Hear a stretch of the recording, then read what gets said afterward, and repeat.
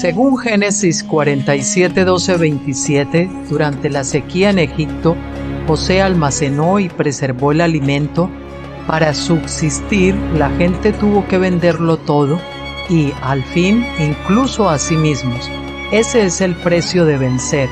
Así es en este tiempo del fin, donde conseguir el alimento para entrar al reino y conquistar nuestra tierra, que es Cristo, formado en nosotros, nos costará renunciar a todo, incluso a nuestra propia vida. Pero a cambio de nuestro todo, tendremos su todo y reinaremos con él. Con ustedes, José.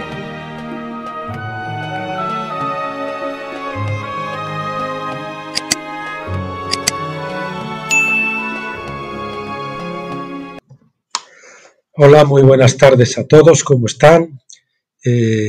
Hoy es viernes 21 de febrero del 2025 y ahora mismo en España son las 18:52. Esto, bien, hoy hay buenas noticias en el sentido de que en el anuncio del vídeo que veremos Dios mediante el próximo lunes, que serán del libro, como hoy vamos a ver vamos a tocar del mismo libro, Deuteronomio, segunda ley, discurso 2 tras el pacto del Sinaí del doctor Stephen Jones. Pues la buena noticia es que el lunes terminaremos con este libro. Es un libro corto de 75 páginas, más o menos casi todos estos tomos o libros pues son alrededor de eso, o sea que tampoco son libros muy grandes. Y eso, pues lo que veremos el 17, las pruebas de Dios son humillación. Vamos a ver por qué el Señor, cómo utiliza el Señor el desierto para nosotros y cómo antes de poder prosperarnos nos tiene que humillar para que después, cuando Él nos prospere, esa prosperidad no nos dañe y no nos aleje de Él. Y veremos el último capítulo, que será el capítulo 18, las bendiciones del reino. Vamos a ver las bendiciones del reino, que toca también un poquito ese mismo asunto, ¿no? Con eso vamos a terminar el libro. Y hoy pues nos vamos entonces a los dos capítulos anteriores, que están en la página 62. Vamos a ver. Está aquí, la página 62. Capítulo 15, la cosa confusa sobre Canaán. Dice así, en Deuteronomio 7:22, después de que Israel tomó la tierra de Canaán, Dios dijo que iba a limpiar estas naciones poco a poco. Luego leemos de la manera en que esto se haría. Dice el versículo 23, pero el Señor tu Dios las entregará delante de ti y las echará en gran confusión. La palabra es H-U-W-M,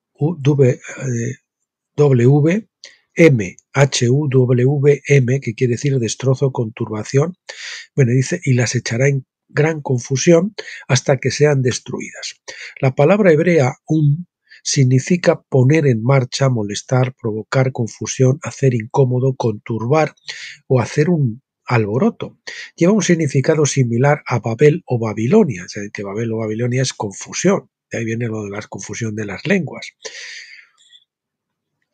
¿Qué quiere decir confusión? Para mí esto implica que la destrucción de los cananeos se lleva a cabo por Dios. Y para mí, para el doctor Stephen Jones, la destrucción de los cananeos se lleva a cabo por Dios, entregándolos a la confusión del sistema babilónico que han deseado seguir.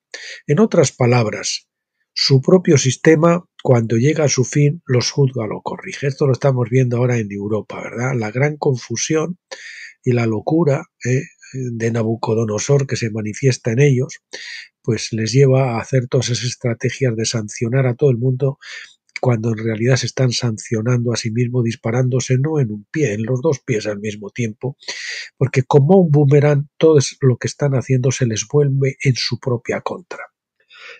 Lo estamos especialmente viendo ahora desde el ascenso de Donald Trump por segunda vez y cómo todo está cambiando. Ustedes saben que hemos estado el año pasado diciendo que este año pasado 2024 y el comienzo de 2025, pues que iban a ocurrir grandes cosas, y así vino la elección de Trump el 5 de noviembre, y desde ahí pues se han precipitado ya todas estas cosas, porque ya ellos con ganar las elecciones, aunque no han tomado el poder hasta después en el año 2025, pues ya han ido adelantando cosas con Rusia, haciendo pactos tras bastidores y demás, ¿no? Ya ven, el otro día me lo comentaba también Antonio, un hermano aquí en Telegram, querido amigo de ahí de Extremadura, y me decía que efectivamente Stephen Jones estaba bien en cuanto a los tiempos, en cuanto al Kairos, y así es un hombre entendido de los tiempos, y todo eso que hace él, observando los tiempos, los ciclos y demás, pues las cosas que están sucediendo le están dando la razón. Yo no sé si ustedes lo ven así, yo lo veo así muy claramente. Bueno, avancemos. Decíamos, en otras palabras, su propio sistema, cuando llega a su fin, los juzga o los corrige. Así está siendo. Se suele decir que en el pecado se lleva la penitencia, ¿no? El propio pecado es nuestra penitencia. Todo lo que parece bueno al razonamiento de los hombres es probado por sus resultados. Proverbios 14:12 dice: hay camino que parece derecho al hombre, o que al hombre parece derecho, así lo dice en la Reina Valera. Hay camino que al hombre parece derecho, pero su fin es camino de muerte. Hay que ver, a mí siempre me recuerda esto, lo del peregrino, el libro del peregrino, aquel que lo acompañaba en el camino, pero al otro lado de la valla. Yo voy contigo, yo voy a este lado de la valla, pero voy contigo, ¿no? Y al final vimos que él iba por el otro lado de la valla y era mucho más cómodo, ¿verdad? Pero al final ese lado le llevaba a un precipicio. Es que no podemos correr la carrera de obstáculos saltándonos las vallas por debajo, ¿no? Tenemos que saltarlas por arriba, porque si llegamos a la meta, saltando las vallas, no saltándolas, colándolas por debajo o por el costado, circunvalando, pues vamos a ganar a lo mejor la carrera, pero nos van a descalificar. Ese es el asunto. Leemos más en Proverbios. En Proverbios 8:36, hablando de la sabiduría que se encuentra en la ley de Dios. Todos los que me aborrecen aman la muerte. Por supuesto, los que desprecian la ley de Dios no se dan cuenta de que aman la muerte, porque ellos no creen que la ley promueve la vida. Deuteronomio 30:19. Los caminos del hombre, sin embargo, vienen siendo revelados aún hoy en día como promoción de la muerte. Perdón, hoy tengo un poquito la nariz tomada por el tema de la rinitis, así que me disculpa, por favor. Las empresas de semillas producen semillas estériles, híbridas. Los pesticidas y otros contaminantes químicos causan mutaciones genéticas que a menudo dan lugar a la homosexualidad. Bueno, y esto a la orden del laboratorio, no solo los pesticidas y todo eso, sino que ellos están en el laboratorio haciendo semillas transgénicas, que dicen que a medidas dan lugar a la homosexualidad, que entonces primero excusaron, luego promovieron y finalmente glorificaron. Ahora ser homosexual es una ventaja hasta para trabajar, por lo menos aquí en España y en Europa. Te dan el puesto por encima de los demás, son preferentes. O sea, el ser pecador y ir en contra de Dios les da ventaja. La disciplina en el hogar y en las escuelas se redujo, promoviendo la rebelión y la violencia en las calles y en las escuelas. La pornografía se ha convertido en un derecho de libertad de expresión, y luego los legisladores y los agentes del orden se sienten abrumados por la violencia sexual cuando la cultura estadounidense se degrada, podemos decir la europea también. Las leyes de Babilonia promueven la confusión, la conmoción y la perturbación, y ahora la gente está comiendo los frutos de la confusión de Babilonia. Ya lo creo que los estamos comiendo. Cuando el fruto ha sido completamente comido y nuestros estómagos sienten la molestia, la indigestión, ¿verdad? Entonces los hombres buscan respuestas alternativas. Es nuestro trabajo como vencedores darles las respuestas. No se trata simplemente de aceptar a Cristo para que podamos continuar en el pecado, sino aceptar a Cristo como Rey y legislador, es decir, como Señor, acordando promover sus leyes su cultura del reino y su forma de vida. Por demasiado tiempo el cristianismo se ha limitado a la relación personal con Cristo. Es hora de que entendamos que Jesucristo no estableció el cristianismo, sino el reino de Dios. Nuestros antepasados entendieron esto y vinieron a este país con la intención de establecer una cultura cristiana. Fracasaron en muchas formas, por supuesto, ya que muchos no entendían la ley de Dios con su aplicación del nuevo pacto. Algunos enemigos de Cristo entraron y luego se hicieron pasar por cristianos, se graduaron de los seminarios y gradualmente fueron llevados al liderazgo en las principales denominaciones. Estos tomaron el concepto del reino y lo convirtieron en un evangelio social, que tenía la apariencia de hacer el bien, pero que rechazaba la ley de Dios y su promoción de la vida. Siguiente epígrafe. Emergen las opiniones dispensacionalistas. Al mismo tiempo, las opiniones dispensacionalistas de la profecía surgieron en 1850, que inculcaron una mentalidad escapista en la Iglesia. La Iglesia es quitada aquí, nos vamos y le dejamos el terreno libre al diablo, que campe aquí por sus fueros. Es decir, primero se quita el trigo y después queda la cizaña, al revés de como dice el Evangelio, que dice que recoged la cizaña y quemadla, y entonces luego el trigo. Lo primero, según el Evangelio, que se va de aquí es la cizaña, no el trigo, queridos amigos. Bien. Mentalidad escapista en la Iglesia, haciendo que muchos cesaran en sus esfuerzos por establecer las leyes de Dios. Como vamos a ir de aquí, mejor que no intentemos aplicar las leyes de Dios. Dejémosles hacer. Este punto de vista decía que los babilónicos ganarían, falta una N aquí, los babilónicos ganarían la pelea y que Dios sacaría a la Iglesia de la tierra. ¿Cuál es la razón para tratar de convertir la tierra en el reino de Dios cuando Dios la va a destruir de todos modos? Pensaban también que la tierra es quemada y que todo desaparece, ¿no? Es quemada por fuego, por el bautismo de fuego. Los nuevos cielos y la nueva tierra es la limpieza de esta tierra, la purificación, ¿no? Por el bautismo de fuego. Pero no su destrucción. Porque dice que los santos heredarán la tierra, ¿verdad? Esa es nuestra herencia. ¿Cómo se va a destruir? ¿Cuál es la razón para tratar de convertir la tierra, ellos pensaban, en el reino de Dios cuando Dios la va a destruir de todos modos? Decían, ¿verdad? Así argumentaron sin saber que Dios tiene la intención de cubrir la tierra con su gloria como las aguas cubren el mar. Eso dice, ¿verdad? La palabra, la profecía. La Iglesia aún no aprecia plenamente el plan divino porque muchos han sido cegados por la escatología dispensacionalista. Esta fue la principal mentalidad escapista que causó que la Iglesia se retirara de la dirección política y dejara de promover la cultura del reino. La política no es para los cristianos, que se lo pregunten a José o a Nehemías o a la reina Esther o a Esdras o a cualquiera de estos, ¿verdad? Esta mentalidad escapista fue acompañada por la anarquía que causó que la mayoría de los cristianos dejaran de estudiar la ley de Dios.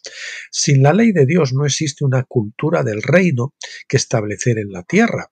Por lo tanto, estos dos factores hicieron que la Iglesia perdiera la lucha contra Babilonia. Después de la renovación pentecostal en la década de 1900, los verdaderos creyentes rechazaron la política y se la dejaron a los promotores de la ley babilónica.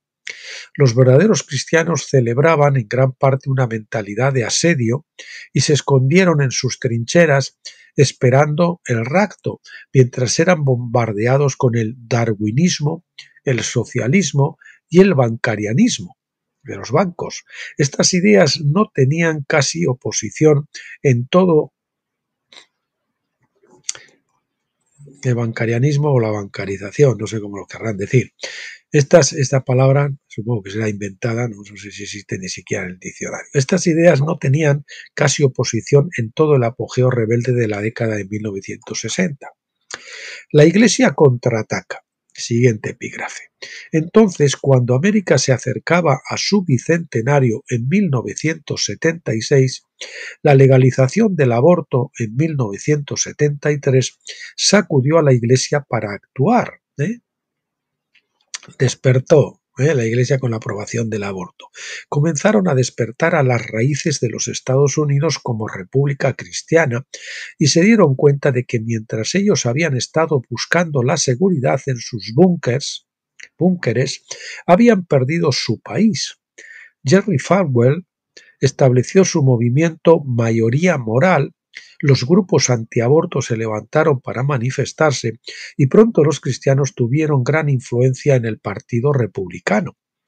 La lucha política entonces comenzó en serio en la llamada Revolución Republicana de 1994. Estados Unidos se volvió profundamente dividido entre los cristianos y los babilónicos. El problema era que los babilónicos se habían preparado bien para esta pelea.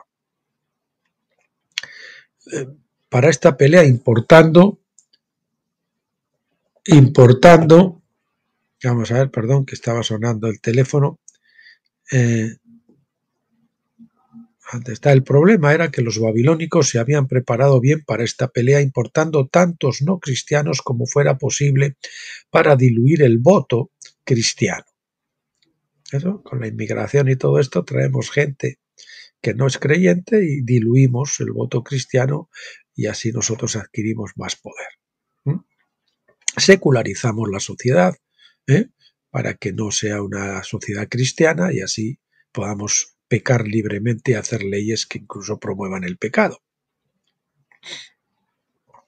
Pero un nuevo siglo ya está sobre nosotros, una nueva edad, y los frutos amargos de Babilonia son cada vez más evidentes, hasta el punto que la gente ya está, ante tanto hedor, ya la gente está reaccionando, está despertando, porque la gente no quiere toda esa degradación moral que nos la están metiendo a machamartillo por los ojos y a la fuerza y con esas leyes que lo hacen por dinero y porque controlan los medios, controlan la televisión, controlan pues el poder, porque como ellos tienen la política dominada a través de la manipulación del voto, a través de, valga la redundancia, a través de los medios de comunicación, etcétera, etcétera, pues entonces la mayoría de la iglesia, lógicamente, de la gente no se entera porque no consulta los medios alternativos, pero cada vez más la gente está de vuelta ya de la televisión y de los medios tradicionales porque, como dice César Vidal, son furcias mediatas, es decir, se venden por dinero. Ahora lo hemos visto con el escándalo de la USAID, que está saliendo, que todas estas ONGs y todos estos periódicos que promueven todo esto, la agenda woke y el globalismo y todo esto y la agenda climática, pues están todos pagados por el dinero que nos roban a nosotros, además a través de los impuestos. Bueno, como decía, el nuevo siglo, la nueva edad está sobre nosotros y los frutos amargos de Babilonia son cada vez más evidentes. Nos estamos acercando rápidamente al día del juicio, que determinará el futuro de América y también de todo el mundo. Como dice América, estos que son un poquito prepotentes se refieren a Estados Unidos, porque América es todo, América del Norte, América del Sur, México, Canadá y toda la América Latina, la América del Sur. No, América no es solo Estados Unidos.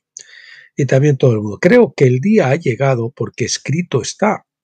Debido a que la Iglesia es en gran medida incapaz de derrocar a sus amos babilónicos, Dios ha levantado a China y a todos los países del BRICS para ayudarnos a derrocar Babilonia, principalmente Rusia y China, que son los actuales reyes del Oriente, están haciendo el papel de los reyes del Oriente que antiguamente derrotaron a Babilonia, ¿verdad? Pues hoy está ocurriendo lo mismo.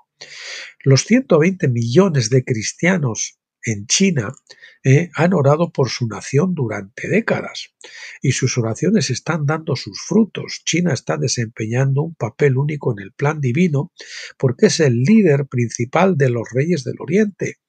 Acuérdense ustedes de que Ciro pues fue llamado el ungido incluso antes de haberse convertido, ¿no? Creemos que al final se convirtió. El Señor vio que había las profecías de Jeremías que habían sepultado en el río antes de conquistar Babilonia, se descubrieron y cómo se le llamaba, pues 100 y pico años antes o 200 o no sé cuántos eran, se le llamaba por su nombre Ciro y se le llamaba como el ungido. Entonces, pues, se puede usar incluso a los incrédulos, y China teóricamente es una dictadura comunista de un solo partido, pero Dios lo está ayudando y los está llevando a una profesión de preeminencia, y quién sabe si cualquier día se convierta Xi Jinping o la gente del Partido Comunista y empiecen a ayudar a los vencedores a establecer el reino y financien esa construcción del reino de Dios como lo hizo la antigua Babilonia, ¿verdad?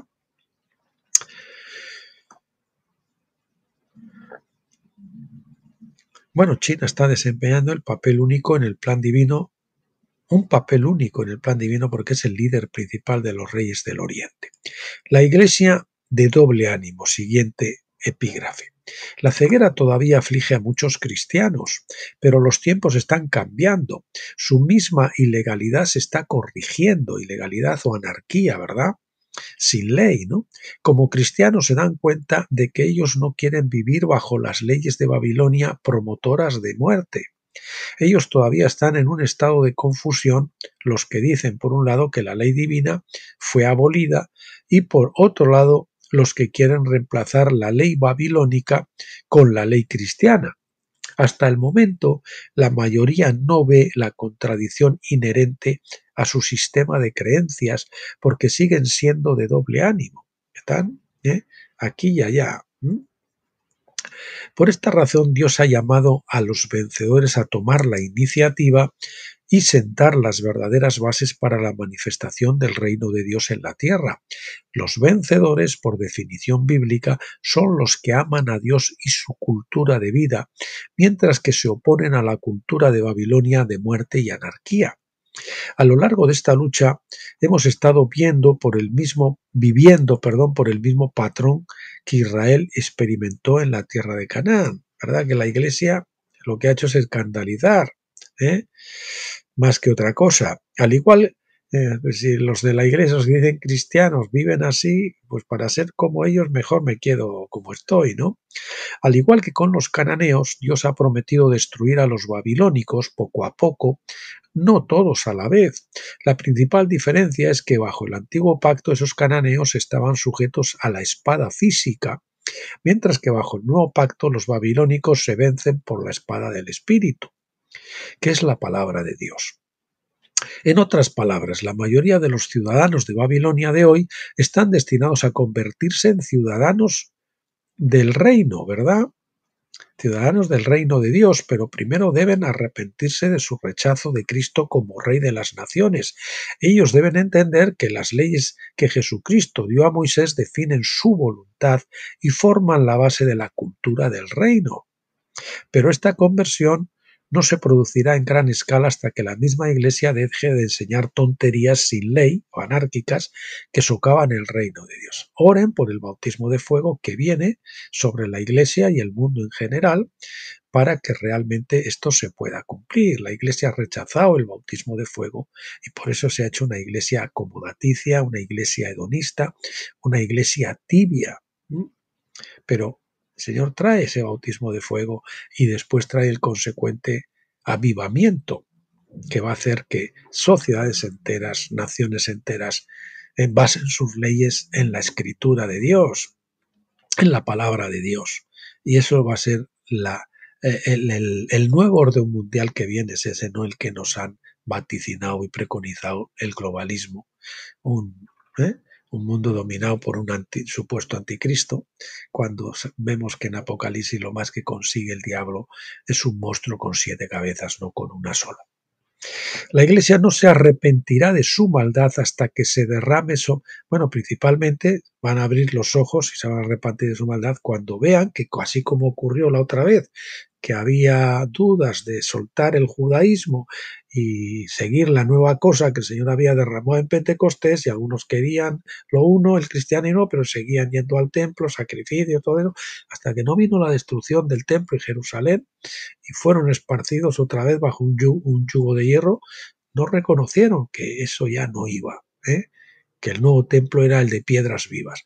Y ahora la iglesia de Pentecostés, en una etapa de transición a tabernáculos, les pasa exactamente lo mismo, y los cristianos sionistas no se van a arrepentir hasta que vean que la Jerusalén actual, reconstruida ya por tercera vez o no sé cuántas, pues sea destruida definitivamente, como profetizan Jeremías y como profetiza Isaías, ¿no?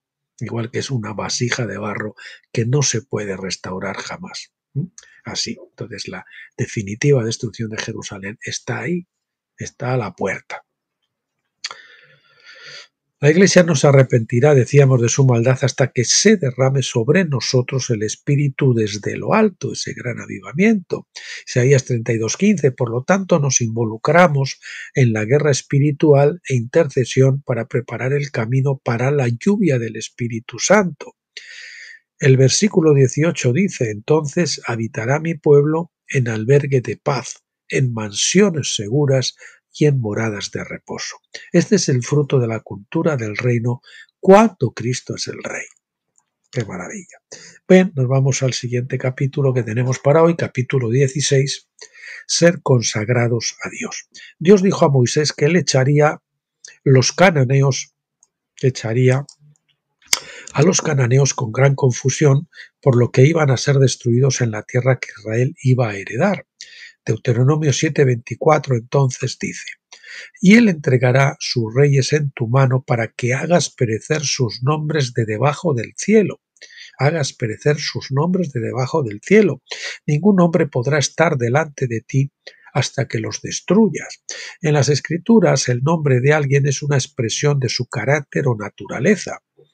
Ya he demostrado cómo los nombres de las 7 naciones de Canaán, lo estudiamos antes, se refieren, los filisteos, los otros, los jebuseos, no sé qué, eso significaban diferentes aspectos de nuestra carne que tienen que ser vencidos, ¿verdad?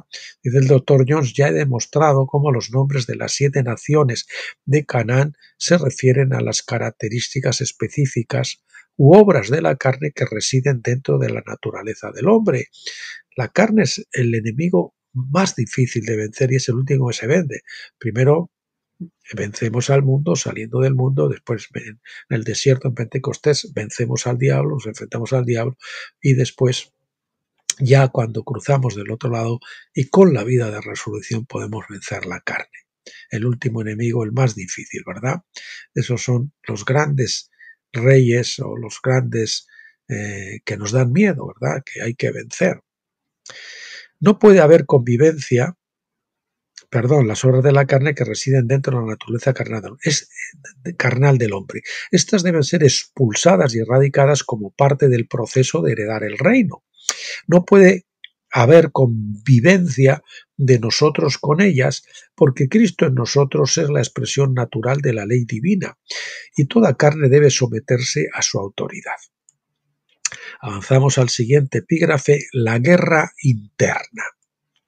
Los reyes de Canaán en el tiempo de Josué iban a ser entregados en manos de Israel y su nombre perderse debajo del cielo. Su nombre de esos enemigos se tenía que perder. Aplicado bajo el nuevo pacto, el apóstol Pablo nos habla de una guerra dentro de su propio cuerpo entre el Cristo en él, es decir, Yahshua, y el viejo hombre carnal, como dice Romanos 7, 22 y 23.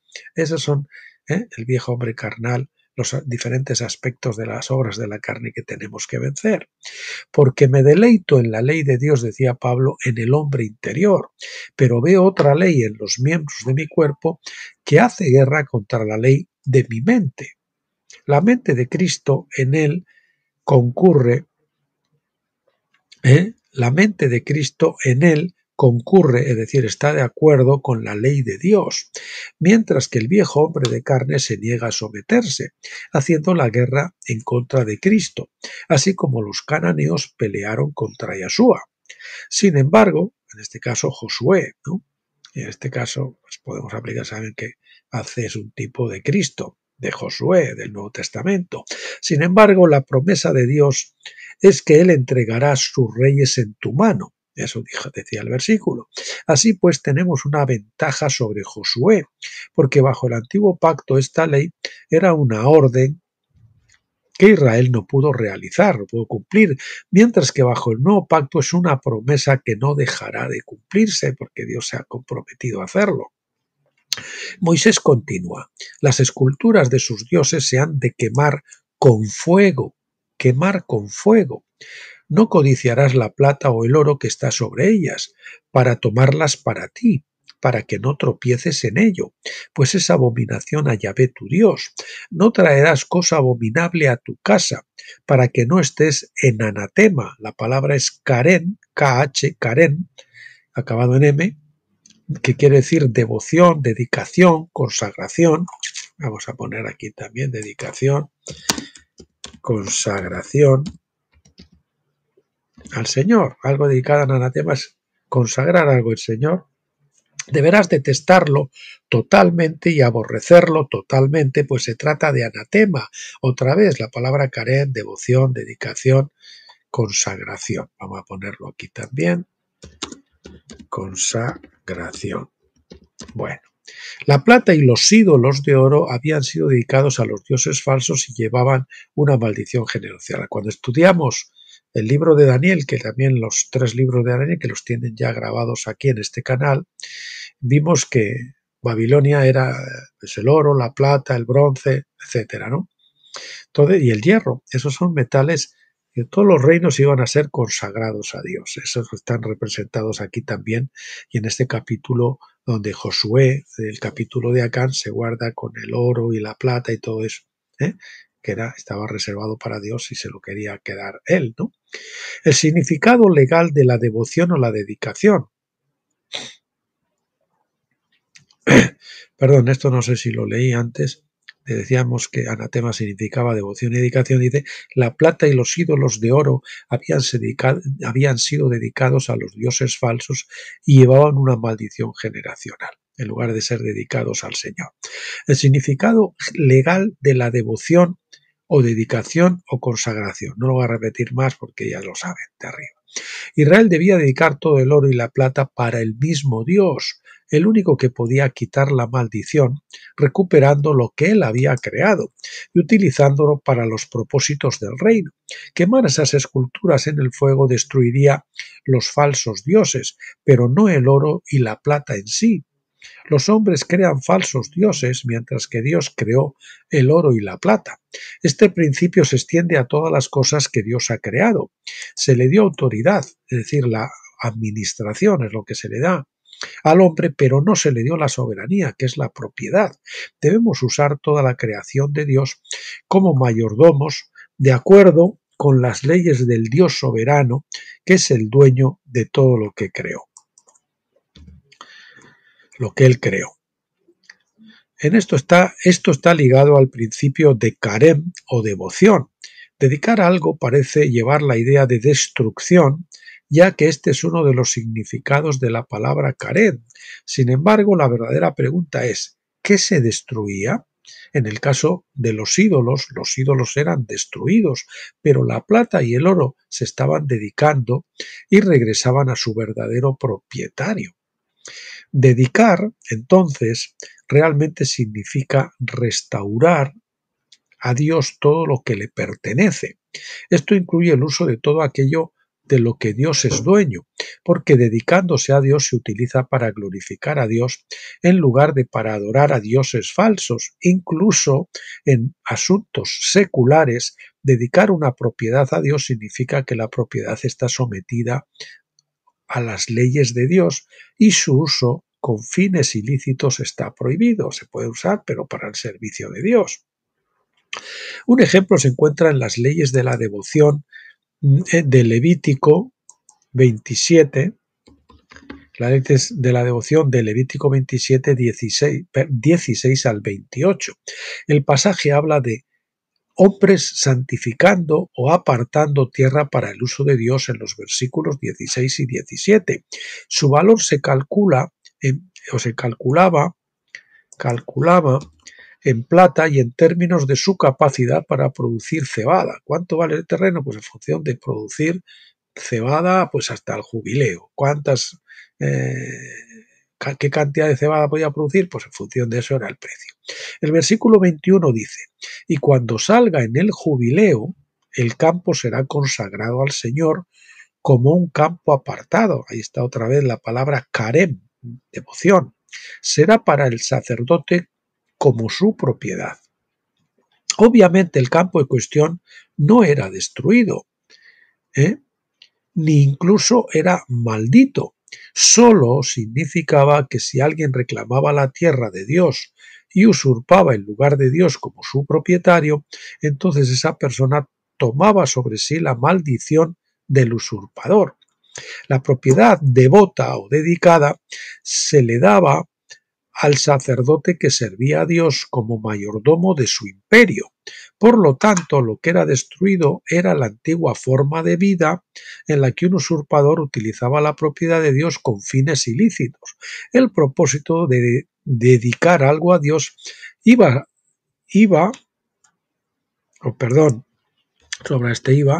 el propósito de dedicar algo a Dios era ponerlo de nuevo bajo sus pies. De hecho, la frase como un campo dedicado de Levítico 27-21, la King James Version, profetizaba de la restauración de todas las cosas, porque Jesús dijo en Mateo 13:38, el campo es el mundo. Por lo tanto, cada acto de dedicar un campo a Dios era un tipo profético de todo el mundo siendo finalmente consagrado a Dios. Era un tipo profético de todo el mundo siendo finalmente consagrado a Dios, la restauración de todas las cosas, ¿verdad? Bueno. Después que todas las cosas se hayan puesto bajo sus pies. 1 Corintios 15:27. Siguiente epígrafe. Todas las naciones dedicadas a Dios. Cuando Josué luchó contra Jericó, nos encontramos con que la ciudad y todo el metal fueron dedicados a Dios. Josué 6:17. Josué entonces da instrucciones a Israel. Josué entonces dio instrucciones a Israel diciendo, pero el versículo 18, pero en cuanto a vosotros, solamente guardaos de las cosas dedicadas al anatema, Karen, otra vez, no sea que, no sea que ellos codicien y tomen algunas de las cosas dedicadas al anatema, otra vez Karen, por lo que esto haría del campamento de Israel anatema, es decir, Karen, y traería problemas en él, porque toda la plata y el oro y manufacturas de bronce y de hierro son santos para el Señor. Ellos entrarán en el tesoro del Señor.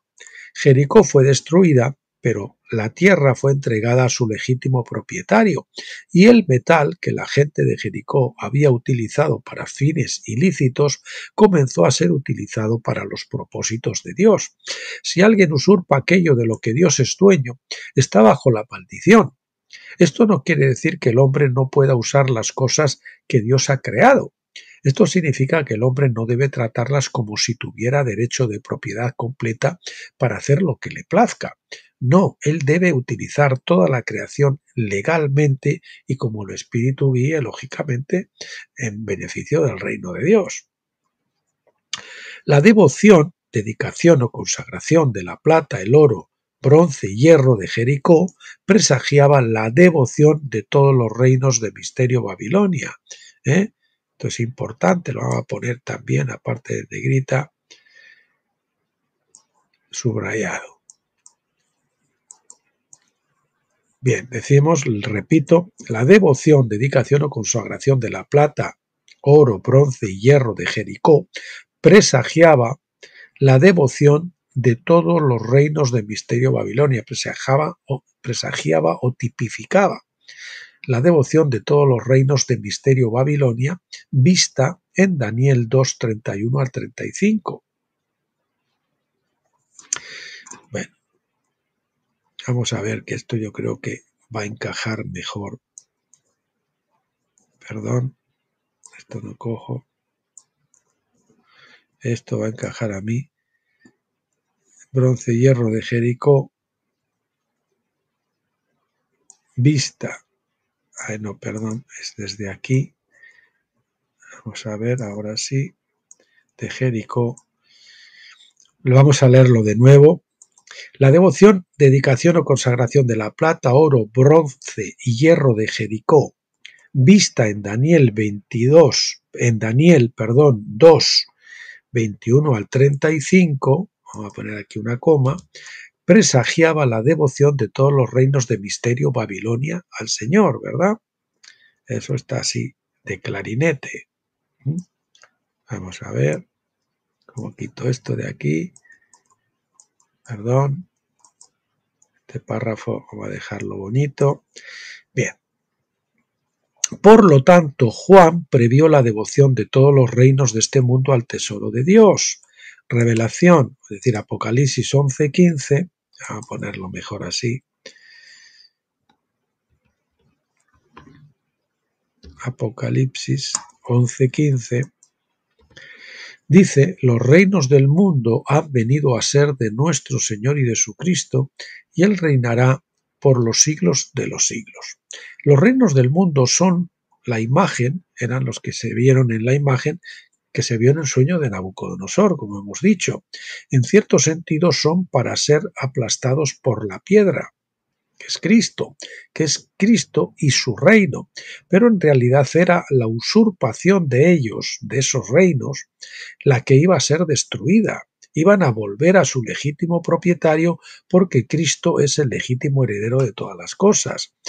Vamos a resaltar esto, pero en realidad era la usurpación de ellos la que iba a ser destruida, es decir, usar en los reinos, misterio Babilonia o el sistema babilónico, al margen de Dios, el gobierno del mundo al margen de Dios. Ahora eso se destruye, el sistema ese se destruye y esos reinos son utilizados correctamente, pero al servicio de Dios. Los reinos del mundo, bueno, eso ya lo leímos, perdón. Y así, cuando Israel tomó la tierra de Canaán, Dios les dijo que dedicaran todo el metal, no sé, perdón, vamos a ver, pero en realidad era la usurpación de ellos la que iba a ser destruida. Punto. Iban a volver a su legítimo propietario porque Cristo es el legítimo heredero de todas las cosas, de todas las naciones, ¿verdad? Hebreos 1:2. Y así, cuando Israel tomó la tierra de Canaán, Dios les dijo que dedicaran todo el metal para el uso de Dios. La gente no debía tomarlo para sí misma, para que no lo utilizaran con fines ilícitos y por lo tanto cayeran bajo la misma maldición que había caído sobre los cananeos. Por otra parte, las leyes de devoción profetizaban del día en que toda la creación de Dios se dedicará a su tesorería y todas las cosas serían, vamos a ver, serían colocadas bajo los pies de Cristo. Cuando la Escritura habla de destrucción de los impíos, hay que ver la destrucción en términos de los derechos de propiedad de Dios. Como acabábamos de decir, es ese sistema, digamos, maligno, es lo que es destruido, pero no los reinos en sí mismo. Nada de lo que Dios ha creado se perderá de forma permanente, porque es como si Dios perdiera trocitos de sí mismo, ¿no? Dice que hay una cosa que es el vientre de Dios, que es la que ha creado este universo, ¿no? Si de esa parte del universo se destruye algo, se pierde algo, pues es como si Dios perdiera algo en sí mismo, lo cual no puede ser.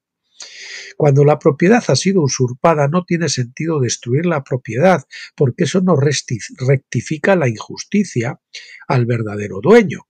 Así también la autoridad sobre la tierra ha sido usurpada, eso es lo que se destruye, la usurpación, y es la intención de Dios recuperar lo que es suyo por derecho de creación. Todas las naciones deben ser dedicadas a Dios porque se destruye solamente la maldad y la usurpación, la cizaña.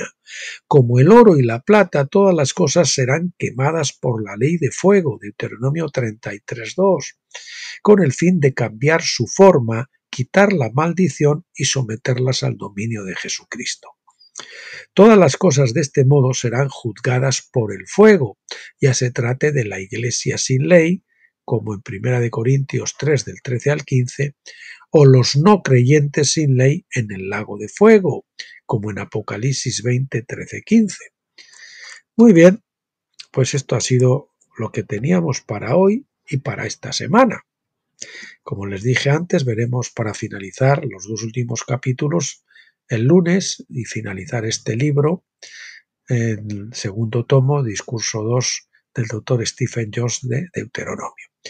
Bueno, veremos el 17 y el 18, como les dije al comenzar el bíblico. El bíblico, no, al comenzar el libro. Bueno, como siempre, desearles un buen fin de semana, que descansen, que sean renovados en espíritu, alma y cuerpo, y que el Señor los bendiga a todos, los cuide. También oro, como siempre, que el Señor les dé el discernimiento pleno que se tiene en tabernáculos después de cruzar el velo. Para eso hay que cruzar el Jordán y morir a la carne, como saben, ese es el velo que nos impide ver con claridad en Pentecostés. Recuerde que en Pentecostés es el desierto y tiene usted la luz de la menorá, pero no es una luz plena. La ley de la luz de la Shekinah, que es la propia gloria de Dios, la que está del otro lado del velo en el lugar santísimo de tabernáculos. Bueno, pues emplazándoles entonces hasta el lunes, como siempre les deseo que lo pasen muy bien.